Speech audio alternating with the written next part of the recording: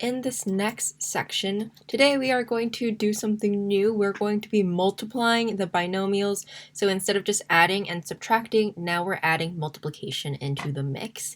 It might be a little intimidating, but if we take it step by step, it won't be too difficult.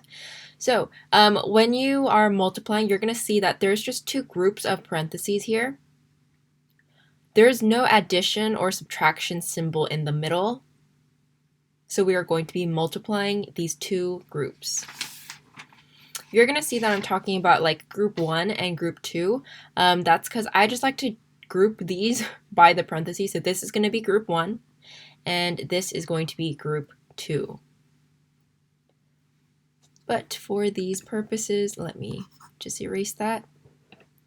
Get started. So we're going to break that first group down into its separate terms. So let's start with just this x. Let's start with just this x. We are only going to focus on this x from the first term right now. So we're going to take that x in that first group and multiply it to the first term in the second group. So x times x is going to give us x squared. And then x times positive 5 is going to give us 5x. And now, because we multiplied it to every term in the second group, we are done with that x. So we are done with that x for now.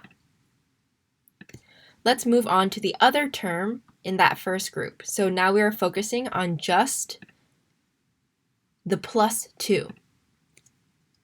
So we're going to take that plus 2 and distribute it to both terms just like we did with that x earlier. So 2 times x is going to give us plus 2x. And then we have 2 times 5, which is going to give us plus 10. So once we have all of these terms, right, this is from our first term, and this is from our second term. We're just going to combine them all together. So to do this, we're just going to do a similar thing that we've been doing until now. We're going to go through and do our underlining business. So our x squared is going to have 2 underlines. Our 5x is going to have 1 underline. Our 2x is going to have 1 underline. And our 10 has no variables, so no underlines. Then I'm going to go through and then combine like terms. So this first term has 2 underlines, so that gives me x squared. These terms have 1 underline each, so 5 plus 2 is going to give me plus 7x. And my final term